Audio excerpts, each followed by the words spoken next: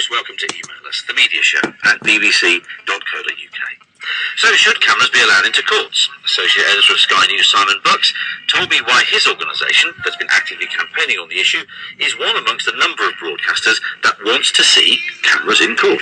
The broadcasters have been campaigning for some time to get cameras in court ever since 2004, when it was first raised by Terry Irvin and Lord Falconer, and we conducted a pilot in the Court of Appeal, which was very successful, but not shown to the public.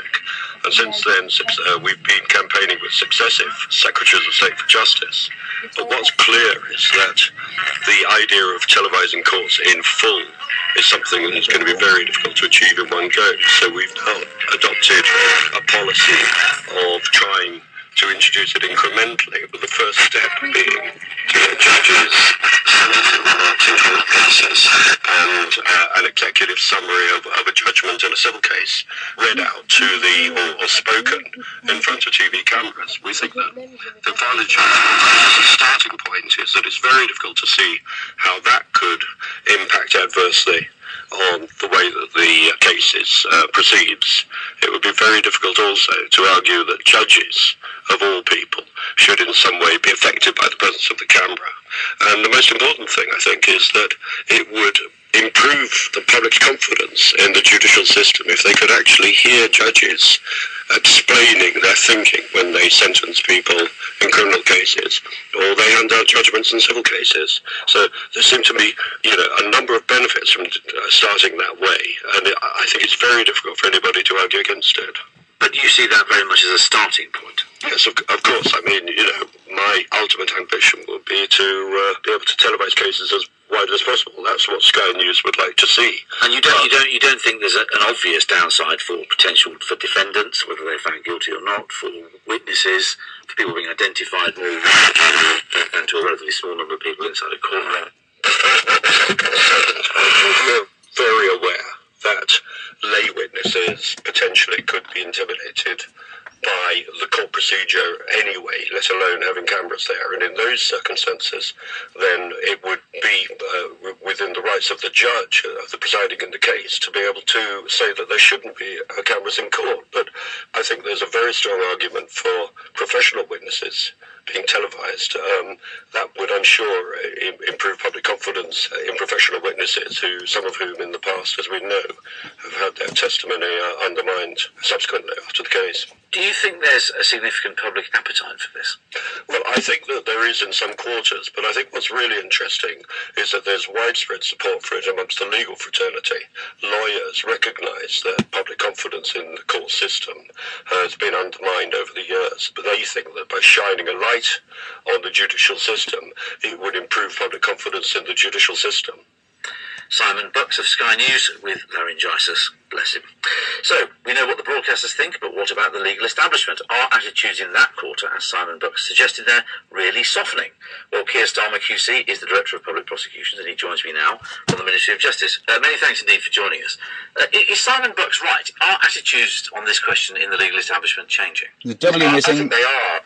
I think most lawyers are in principle in favour of cameras in court. There's been quite a lot of support for some years now. And I think it's really a question of principle.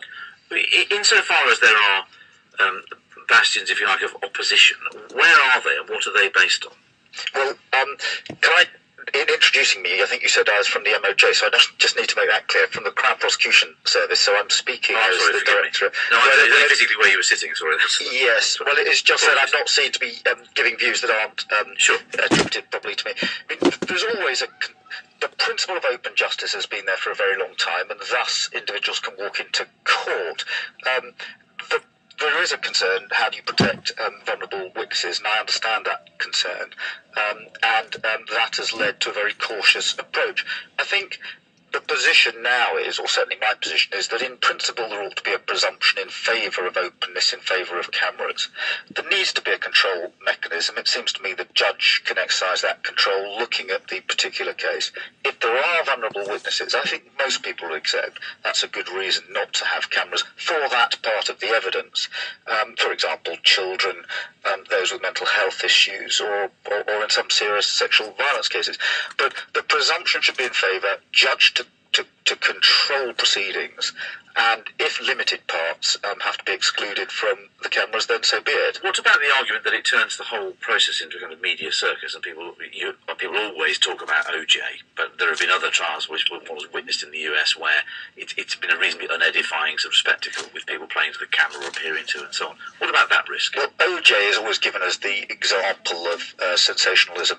I think that can be controlled. A lot of lessons have been learned since then, and a judge is pretty well in a good position to control proceedings. And after all, in a big case, the courtroom is invariably packed in any event with reporters outside.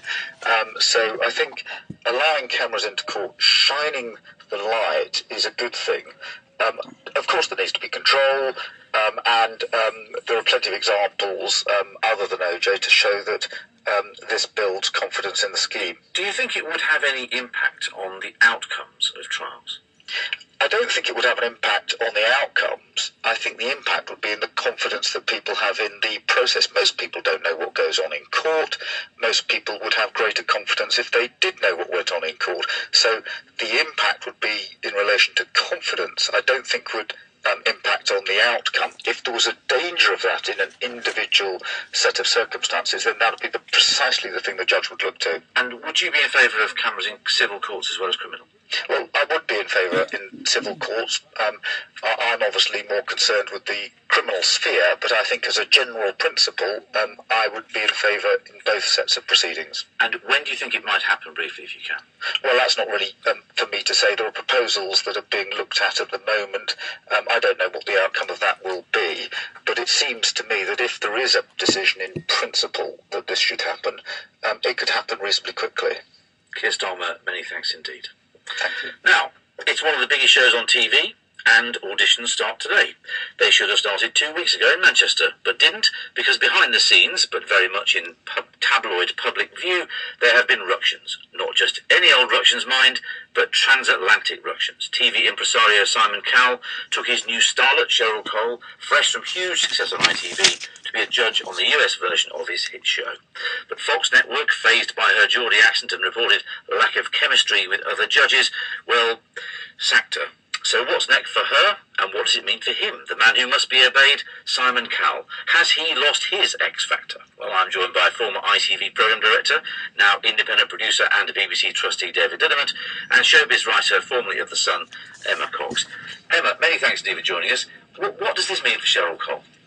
Well, obviously, it's very disappointing. It's a little bit humiliating, to say the least. But it doesn't mean an awful lot for her. She's got a huge profile in this country already. If rumours are to be believed, she'll be touring with Girls Aloud again next year, which I'm sure will earn her a pretty penny. And also, she's had the benefit of having her profile raised in America. A couple of months ago, they had no idea who she was. Now they do. But they all know that she's on Copenhagen on. They do, but it hasn't been made as much of over there as it has here. It's reported that she's at the moment not speaking to Simon Cowell. Do you think, is that true? Do you think? I would imagine that she's licking her wounds somewhere. I would imagine that is. Is that true? And this so is the her news. Decision, or whoever's decision not to come back to the X Factor in the UK. What's your making? What do you make of that? From what I understand, she was given a chance to join British X Factor again, but given so little time that she felt that she wasn't prepared for it mentally or in any other way, and so she decided not to take it. Do you think she underperformed, probably? I'm not sure that she would have underperformed, but, you know, given in this country we already knew who she was, so she didn't have to have that time to bed in. We already loved her, and so it was much easier for her. American television is so very different. There was already chemistry between Simon and Paula Abdul, which would have been difficult for her, I imagine, in the lineup with that chemistry that they had. Okay, David Lidderman, what does this mean for Simon Cowell? I mean, he has up to now been almost untouchable. What do we make of that for him? Well, of course he has form, doesn't he? He's hired judges before and then changed his mind in the past when people have been on the air. Louis was sacked and then brought back.